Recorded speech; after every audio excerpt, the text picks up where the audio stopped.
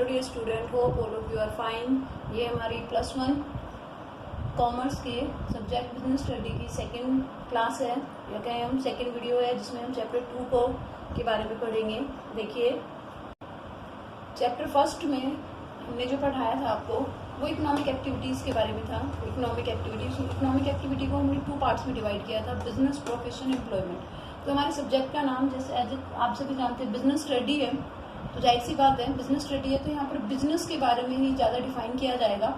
Clear, profession और रोजगार के बारे में हम बता चुके हैं, वो फर्स्ट चैप्टर में ही आ चुका है। अब हम बिजनेस को डिफाइन करेंगे, जैसे कि चैप्टर सेकंड का नाम भी हमारा क्या है, क्लासिफिकेशन ऑफ बिजनेस एक्टिविटी, व्यवसायिक क्रियाओं का वर्गीकरण। तो व्यवसायिक क्रियाओं का वर्गीकरण करने से पहले हम बात करते हैं व्यवसाय को। सेकंड चैप्टर में ये जो बिजनेस वर्ड है इसे 2 कैटेगरीज में डिवाइड किया गया है। First, industry plus commerce. Industry उद्योग, तो उद्योग वो जगह होती है, आप रफली एक सिंपल शब्दों में अगर बात करें, सरल शब्दों में बात करें तो उद्योग वो जगह, वो स्थान है जहाँ पर रॉ मटेरियल से फिनिश गुड, रॉ मटेरियल को फिनिश गुड में कन्वर्ट किया जाता है, यानी कच्चे माल से तैयार माल अंतिम वस्तुओं का निर्माण किया जाता है। अब कॉमर्स क्या करता है, उद्योग तो चीजों को बनाता है, यहाँ बना दिया। कॉमर्स ने व्यापार, कॉमर्स को क्या काम है, वाणिज्य जिसे कहा जाता है, ट्रेड तथा ट्रेड की सहायक क्रिया। कॉमर्स क्या करता है कि व्यापार में क्या किया जाता है, क्रय विक्रय किया जाता है। तो इंडस्ट्री ने जो चीजें प्रोड्यूस की हैं, जो चीजें बनाई हैं, थ्रू कॉमर्स वो लोगों तक पहुंचाई जाती है। कॉमर्स को हम ज्यादा डिटेल में अभी आगे डिस्क्राइब करेंगे। अभी हम बात करते हैं इंडस्ट्री के बारे में। क्लियर, तो इंडस्ट्री क्या है, इंडस्ट्री वो जगह है जहाँ रॉ मटेरियल को फिनिश गुड में कन्वर्ट किया जाता है। तो आपने अपनी 10th क्लास में हमारे इंडिया के सेक्टर्स इन इंडस्ट्रीज के बारे में भी पढ़ा होगा, primary industry, secondary industry and service या टेरिटरी इंडस्ट्री, जिसमें आ जाता है प्राइमरी इंडस्ट्री यानी प्राथमिक उद्योग। प्राथमिक उद्योग क्या होते हैं, प्राथमिक उद्योग में वे क्रियाएं सम्मिलित की जाती हैं जो उनका द्वारा प्राकृतिक संसाधनों का प्रयोग करके अन्य उद्योगों के लिए कच्चा माल यहाँ पर क्या किया जाता है, प्रोड्यूस किया जाता है। क्लियर, यानी नेचुरल रिसोर्सेज को यूज करके, जब हम यूज करते हुए कोई चीज प्रोड्यूस कर रहे हैं, कोई चीज बना रहे हैं, खेती कर रहे हैं, तो वो क्या है, प्राइमरी इंडस्ट्री में कैलकुलेट हो जाते हैं। हिंदी में इन्हें प्राथमिक उद्योग कहा जाता है। यहाँ पर इन प्राथमिक उद्योगों को 2 कैटेगरीज में डिवाइड किया गया है। फिर आगे first one is genetic industry, ठीक है, second one is extractive industry, निष्कर्षण उद्योग। क्लियर, जेनेटिक उद्योगों की बात करें तो इसमें हमारे एग्जाम्पल्स की हम बात करें तो इसमें पशुपालन, मुर्गी पालन, पौधारोपण आ जाता है। जैविक उद्योगों का अभिप्राय उन उद्योगों से जिसके अंतर्गत पशुओं व वनस्पति के नस्लों को सुधार कर उन्हें अधिक उपयोगी बनाया जाता है। क्लियर, हाइब्रिड सीड बना लिए जाते हैं, तो जिससे इसमें उद्योग में पशुपालन, मुर्गी पालन, पौधारोपण आदि को शामिल किया जाता है। निष्कर्षण उद्योग, सेकंड कैटेगरी की बात करें हम प्राइमरी इंडस्ट्री की, तो वो क्या होगा, निष्कर्षण उद्योगों का अभिप्राय उन उद्योगों से है जिसके अंतर्गत पृथ्वी, जल या वायु से कोई पदार्थ निकाला जाता है। पृथ्वी से, जल से या वायु से कोई पदार्थ निकाला जाता है। क्लियर, इसमें खानों और कुओं से कोयला निकालना, लोहा, गैस, तेल आदि निकालना, खुली खानों से पत्थर निकालना, कृषि से अनाज तथा अन्य वस्तुओं का उत्पादन करना इसके एग्जाम्पल हो सकते हैं। अब हम बात करते हैं सेकेंडरी इंडस्ट्री की। देखिए, हमने इंडस्ट्री को 3 कैटेगरीज में बांटा था, प्राइमरी, सेकेंडरी और सर्विस। प्राइमरी के बारे में भी हमने आपको बताया। जो सेकेंडरी इंडस्ट्री है, जिसे हिंदी में द्वितीय उद्योग या गौण उद्योग भी कहा जाता है। गौण उद्योग के अंतर्गत पहले से उत्पादित वस्तुओं का प्रयोग करके नई वस्तुओं का निर्माण करना शामिल है। यानी गेहूं जो प्राइमरी इंडस्ट्री में उत्पादन किया जाता है, उस गेहूं से जब हम बिस्किट में कन्वर्ट करते हैं उसे, तो वो आटा कन्वर्ट कर लिया, मैदा बना ली, सूजी बना ली, तो वो सेकेंडरी इंडस्ट्री में आ जाता है। क्लियर, जैसे कपास का उत्पादन करना, तो कपास प्राइमरी इंडस्ट्री में होता है। कपास से कपड़ा किसमें बनता है, सेकेंडरी इंडस्ट्री में बनता है। यानी पहले से उत्पादित वस्तुओं पर कुछ काम किया सेकेंडरी इंडस्ट्री में किया जाता है। सेकेंडरी इंडस्ट्री को फिर 2 भागों में बांटा गया, एक मैन्युफैक्चरिंग इंडस्ट्री जिसे हिंदी में कहेंगे निर्माणी उद्योग, और एक है कंस्ट्रक्टिव इंडस्ट्री, रचनात्मक उद्योग। तो पहले बात करते हैं निर्माणी यानी मैन्युफैक्चरिंग इंडस्ट्री का। निर्माणी उद्योगों से हमारा अभिप्राय उन उद्योगों से है जहां पर कच्चे माल को सेमी फिनिश गुड या फिनिश गुड में कन्वर्ट किया जाता है। जैसे कपास से कपड़ा बनाना, कच्चे लोहे से इस्पात, गन्ने से चीनी बनाना, बांस से कागज बनाना, पत्थर से सीमेंट बनाना, ये मैन्युफैक्चरिंग इंडस्ट्री के काम में आते हैं। मैन्युफैक्चरिंग इंडस्ट्री को फिर नीचे हम देखिए 4 भागों में फिर डिवाइड किया गया है। सबसे पहला आ जाता है विश्लेषणात्मक उद्योग। जो विश्लेषणात्मक उद्योग है इसके अंतर्गत एक वस्तु से अनेक प्रकार की वस्तुओं का उत्पादन किया जाता है। एक ही वस्तु होती है, उससे अनेक प्रकार की वस्तुओं का उत्पादन किया जाता है। जैसे मिट्टी से जो कच्चा तेल निकाला जाता है, जब हम उसे विश्लेषण करते हैं, उसे अलग अलग करते हैं, तो हमें कहीं पेट्रोल, कहीं डीजल, कहीं मिट्टी का तेल, कहीं तारपीन आदि प्राप्त होते हैं। तो वो किस कैटेगरी में आ जाते हैं? विश्लेषणात्मक उद्योग में आ जाते हैं। नंबर 2 पर है प्रोसेसिंग इंडस्ट्री, जैसे कि नाम से ही है, प्राविधिक उद्योग जिसे भी कहा भी जाता है। प्रोसेस के अंतर्गत, इसके अंतर्गत वे उद्योग आते हैं जिनमें कच्चे माल को विभिन्न उत्पादन प्रक्रियाओं से निकाल कर, यानी स्टेप बाय स्टेप यहाँ पर कई कदम चलने पड़ते हैं, तब जाकर हमें वो फिनिश गुड मिलता है। जैसे गन्ने से चीनी बनना, क्लियर। फिर है हमारा सम्मिश्रण उद्योग। सम्मिश्रण उद्योग, इस उद्योग के अंतर्गत अनेक कच्चे पदार्थों को मिलाया जाता है, ठीक है। अनेक कच्चे पदार्थों को मिलाकर फिर एक नया प्रोडक्ट तैयार किया जाता है, जैसे सीमेंट तैयार करना, क्लियर। सीमेंट बनाने के लिए हम चूना, पत्थर, जिप्सम, कोयले को मिलाया जाता है एक डेफिनेट अनुपात में, मिश्रण में, जिसके कारण फिर हमें वो सीमेंट प्राप्त होती है। तो वो किस में आ जाता है? सम्मिश्रण उद्योगों में आ जाता है। नंबर 4 पर है हमारा असेंबलिंग इंडस्ट्री, जिसे हिंदी में कहा जाएगा संयोजक उद्योग। जैसे कि नाम से ही क्लियर, असेंबल करना, किसी चीजों को जोड़ना। जैसे गाड़ी है आपके पास, बाइक है, वो ना जाने कितने छोटे छोटे पार्ट्स को जुड़कर एक मशीन आपके लिए बनी है, तो वो कौन सा उद्योग कहलाता है? असेंबली इंडस्ट्री कहलाता है। इस श्रेणी में वे उद्योग शामिल किए जाते हैं जिनमें विभिन्न उद्योगों द्वारा निर्मित पुर्जों को जोड़कर नई नई उपयोगी वस्तुओं का निर्माण किया जाता है, जैसे cycle, radio, television, computer, scooter आदि का इसमें आ जाता है। तो सेकेंडरी को कितने भागों में बांटा हमने? मैन्युफैक्चरिंग में, कंस्ट्रक्टिव में, इंडस्ट्री से रचनात्मक उद्योग। अब हम इसके बारे में बात करते हैं। इन उद्योगों में दूसरे उद्योगों द्वारा उत्पादित वस्तुओं का प्रयोग करके रचनात्मक कार्य किए जाते हैं। जैसे सीमेंट, लोहा यहाँ बनी, सीमेंट यहाँ बनी, लोहा यहाँ बना, स्टील इंडस्ट्री से निकाला जाएगा, फिर बनाया जाएगा। अब घर जो हम बनाएंगे, बिल्डिंग जो बनाएंगे, रोड बनाएंगे, इन निर्माणी उद्योगों में जो चीजें बनी है उन्हें इस तरह से यूज करके अपनी क्रिएटिविटी दिखाकर बिल्डिंग, रोड, ब्रिज, बड़ी बड़ी इमारतें बना दी जाती हैं, जिनका प्रयोग प्राय सार्वजनिक हित के लिए किया जाता है। टाइप्स ऑफ इंडस्ट्री में प्राइमरी कर लिया हमने, सेकेंडरी कर लिया। अब हम बात करते हैं थर्ड, जिसे सेवा क्षेत्र या तृतीय क्षेत्र श्रेणी के उद्योग भी कहा जाता है। तृतीय श्रेणी में आप सभी जानते हैं सेवा को शामिल किया जाता है। सेवाएं आती हैं इसके अंतर्गत। सेवाओं में यातायात, बैंकिंग, इंश्योरेंस, एडवर्टाइजमेंट, विज्ञापन, वेयर हाउसेज यानी संग्रहण, गोदाम वगैरह इसमें आ जाते हैं, क्लियर। तो ये है, सेवाओं को देखा नहीं जा सकता, इन्हें केवल महसूस किया जा सकता है। हम सेवाओं को स्टोर भी नहीं कर सकते, लेकिन ये आज के आप स्कूल में जब आप पढ़ाई करने के लिए आते हैं तो वो भी सर्विस की ही कैटेगरीज में आते हैं। बिजनेस में जो श्रेणी सेवाएं का अध्ययन करेंगे वो ये हैं, क्योंकि इनके बिना बिजनेस पॉसिबल ही नहीं है। इसका अभिप्राय उन उद्योगों से है जो सेवाओं का उत्पादन करता है। देखिए भाई, हमने इस चैप्टर की स्टार्टिंग में लिखा था business is equal to industry plus commerce. तो इंडस्ट्री के बारे में हमने बता दिया। इंडस्ट्री को हमने 3 कैटेगरीज में बांटा है इंडस्ट्री को, प्राइमरी सेक्टर, सेकेंडरी और टर्टरी यानी सर्विस सेक्टर। अब बात करते हैं कॉमर्स की। कॉमर्स की में क्या आता है? कॉमर्स में फिर इन्होंने क्या किया है? Trade plus aids of trade.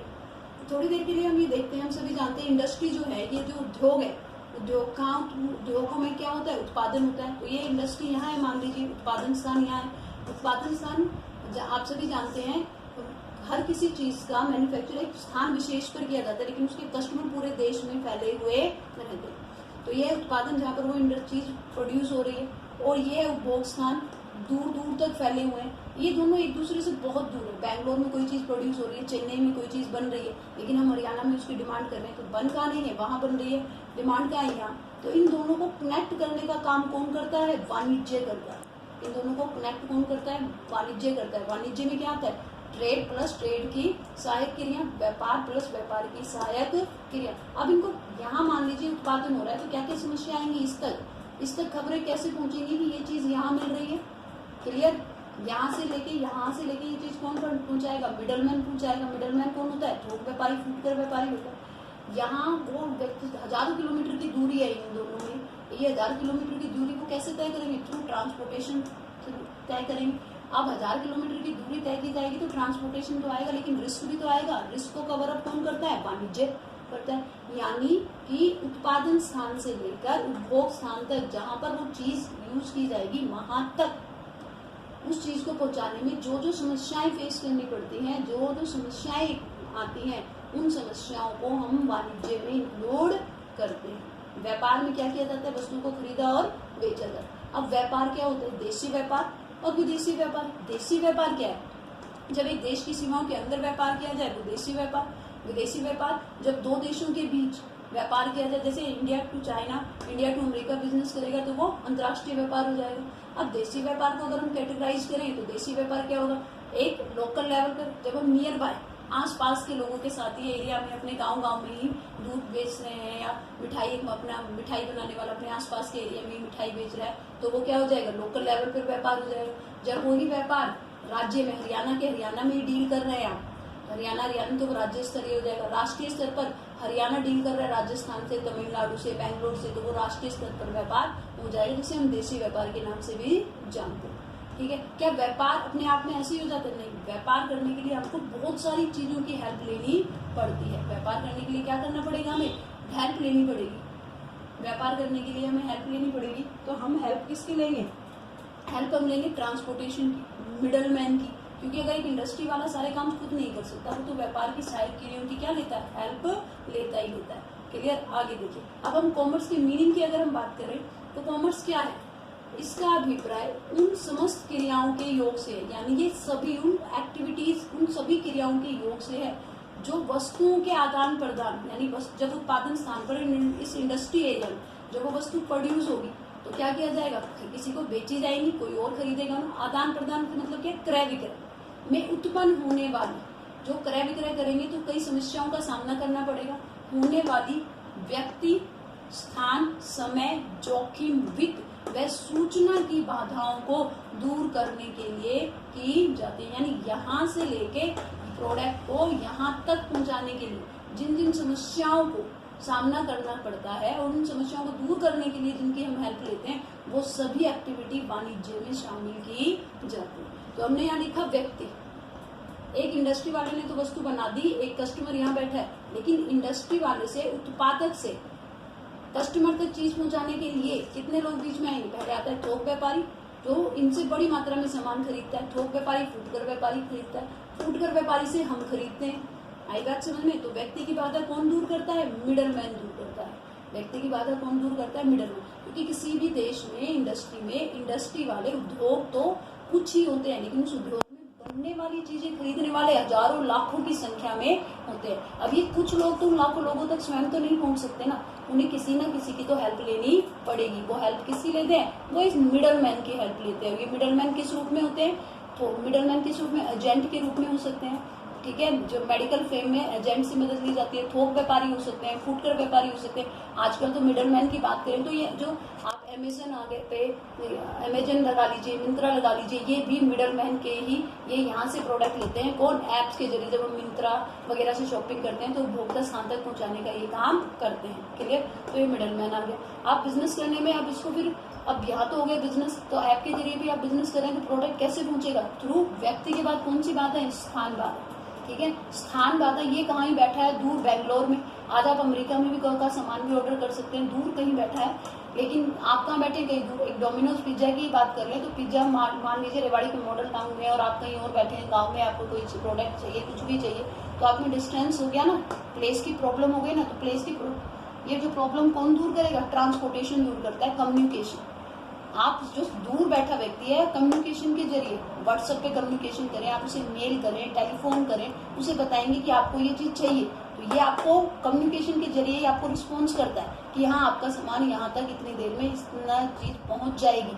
Clear, पहुंचाने के लिए वो किसका यूज करेगा, वो ट्रांसपोर्टेशन का यूज करेगा। परिवहन, रेल परिवहन हो सकता है, या ठीक है बाइक यूज कर सकता है, ट्रक, सड़क परिवहन यूज कर सकता है, वो रेलवे परिवहन, वो कोई भी यूज कर सकता है। तो स्थान की बाधा दूर, जो इन दोनों के बीच जो दूरी है, प्लेस की बाधा है, उसको कैसे दूर किया जाएगा, ट्रांसपोर्टेशन और कम्युनिकेशन के तहत दूर किया जाएगा। अब आप देखिए, जो ये इंडस्ट्री है, ये जो उत्पादन स्थान है, ये जो हमारी इंडस्ट्री है, वो पूरे साल चलती रहती है, लेकिन हमें इस प्रोडक्ट की जरूरत किसी समय विशेष पर होती है। जैसे सर्दियां आएंगी तो हमें सर्दियों के कपड़े की तब जरूरत होगी, तो तब तक इंडस्ट्री वो बना रही है, वो उस प्रोडक्ट को वहां तक संभाल के रखेगी, तो उसे समय, ताकि हमारी समय रहते हुए हमारी डिमांड को पूरा किया जा सके। और उस जब हमें वो प्रोडक्ट चाहिए तब तक वो कैसा रहे, सेफ रहे, सुरक्षित रहे। कुछ प्रोडक्ट ऐसे होते हैं जिन्हें हमें फ्रीज में रखना पड़ता है, कुछ के लिए कोल्ड स्टोरेज होते हैं, जहाँ ठंडे, जैसे सब्जियां आजकल हमें हर सीजन में अवेलेबल है, तो वो सब्जियां कहाँ रखी जाती हैं? वेयर हाउस में रखी जाती है। वेयर हाउस को इस तरीके से डिजाइन किया जाता है कि वो उस प्रोडक्ट को सेफ रख सके, सुरक्षित रख सके। तो समय की जो बाधा होती है उसे कौन दूर करता है? हमारे वेयर हाउसेज दूर करते हैं। अब इन दोनों के बीच मैंने कहा था बहुत लंबी दूरी है, तो जितनी ज्यादा दूरी होगी रिस्क फैक्टर भी इतना ही बढ़ जाएगा। मान लीजिए इसने इसको ऑर्डर दिया, इसने सामान पैक करके भेज दिया, रास्ते में जो दूरी है वहां पर रिस्क है, एक्सीडेंट हो सकता है, प्रोडक्ट इस तक, इसकी गोडाउन से तो निकल गया, इसकी फैक्ट्री से तो निकल गया, इस तक पहुंचा नहीं है, तो क्या ये पेमेंट करेगा? नहीं करेगा। तो फिर डील कैसे होगी? डील कैसे होगी? ये नहीं भेजेगा। तो इस रिस्क को कवर अप करने के लिए क्या आता है? इंश्योरेंस सामने आता है। क्या सामने आता है? इंश्योरेंस। जोखिम को कवर अप कौन करता है? इंश्योरेंस। गाड़ी का इंश्योरेंस करा दिया, सामान का इंश्योरेंस करा दिया, जापान से कंसाइनमेंट लगा लीजिए आ रही है, जा रही है, तो वो इंश्योरेंस के थ्रू ही आ रही है, क्योंकि अगर सामान को किसी भी तरीके से लॉस होता है, सामान नष्ट हो जाता है, चोरी हो जाता है, तो इंश्योरेंस एजेंट के जरिए हम इंश्योरेंस करवा रखा है, तो हमें अपना पूरा फाइनेंस मिल जाता है, पूरी वो कंसाइनमेंट की रकम हमें मिल जाएगी। तो जोखिम की बाधा को कौन दूर करता है? इंश्योरेंस दूर करता है। फिर हमारी अगली जो बाधा होती है वो क्या है? वित्त की बाधा, बैंकिंग। अब हमने कहा कि ये बहुत दूर बैठा है, बैंगलोर, ये बैठा है हरियाणा में, क्लियर, तो वो कैसे काम चलेगा? वो कैसे काम चलेगा? अब कैसे मनी ट्रांजेक्शन किया जाएगा? ये इसको मनी किसके तहत पहुंचाएगा? क्लियर, मनी किसके तहत पहुंचाया जाता है? बैंकिंग के थ्रू पहुंचाया जाता है। बैंकिंग की अगर हम बात करें तो आज बैंकिंग को की हम इनकार नहीं कर सकते। बैंकिंग को, वित्त को व्यवसाय की रीढ़ माना गया है, ठीक है, फाइनेंस को व्यवसाय की रीढ़ माना गया है। इस फाइनेंस की जरूरत कच्चा सामान को खरीदने से लेकर निर्मित माल को विक्रय करने तक पड़ती है, और प्राय व्यवसायियों के पास वित्त हमेशा ही कमी बनी रहती है, जिसे बाहर से प्रबंध करना ही पड़ता है। तो बैंकिंग है, जब बिजनेसमैन को फाइनेंस की जरूरत पड़ती है तो उन्हें टाइम पर लोन वगैरह प्रोवाइड करता है, या कस्टमर की पेमेंट इनके खाते में ट्रांसफर करता है। आज व्यापार का पैमाना इतना बढ़ गया है कि वित्तीय आवश्यकताओं को पूरा करने के लिए केवल बैंकों पर ही निर्भर नहीं रहा जाता। आजकल तो शेयर मार्केट भी महत्वपूर्ण भूमिका वित्त की, फाइनेंस की नीड को पूरा करने के लिए निभा रहे हैं। हम देखिए, अब जो लास्ट बाधा हमारी आती है वो सूचना, इंफॉर्मेशन की बाधा। हमें कैसे पता चलेगा कि कोई चीज कहाँ बन रही है, क्या मैं उसकी डिमांड करूँ, किसके पास मिलेगी, किस रेट में मिलेगी? तो हम सुबह से शाम तक टीवी पर क्या देखते रहते हैं? एडवर्टाइजमेंट देखते रहते हैं, जो हमें ये बताते रहते हैं। मेल अगर हम चेक करें तो भी एडवर्टाइजमेंट आती रहती है, यूट्यूब चलाएंगे तो भी एडवर्टाइजमेंट आएगी।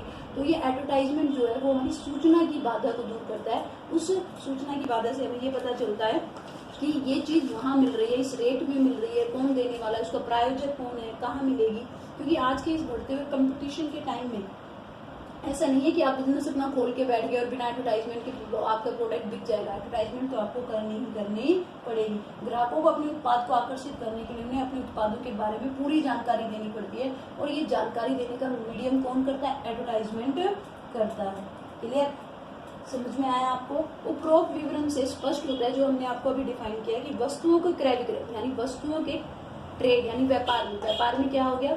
ट्रेड, खरीदना और बेचना। वस्तुओं के क्रय विक्रय में व्यक्ति, स्थान, समय, जोखिम, वित्त व सूचना की बाधाएं उपस्थित रहती हैं। यानी वस्तुओं के क्रय विक्रय में, बिजनेस में वस्तुओं के क्रय विक्रय में ये सारी बाधाएं क्या होती हैं? मौजूद रहती हैं। इन बाधाओं को दूर करने के लिए middleman, transportation, communication, warehousing, insurance, banking और एडवर्टाइजमेंट की सहायता ली जाती है। ये सभी क्रियाएं जो व्यापार में उत्पन्न होने वाली बाधाओं को दूर करती हैं, कि योग को ही हम क्या कहते हैं? कॉमर्स कहते हैं। अब आप अपनी इस चैप्टर में यहीं तक कराएंगे हम। इस चैप्टर में जो अगला हमारा टॉपिक है वो है हमारा उद्योग यानी इंडस्ट्री, व्यापार और वाणिज्य। इंडस्ट्री, व्यापार और वाणिज्य यानी कॉमर्स, इन तीनों में डिफरेंस है अगला टॉपिक। जितना हमने आपको इस वीडियो में बताया है उसके बिहाफ पर आप इन तीनों में डिफरेंस को करके देखिए, सोचिए कितने पॉइंट बनेंगे। और बुक में आपके नीचे अगर बुक परचेज कर लिया तो उसमें इस चैप्टर को एक बार रीड जरूर करिएगा, आपको समझ में आ जाएगा।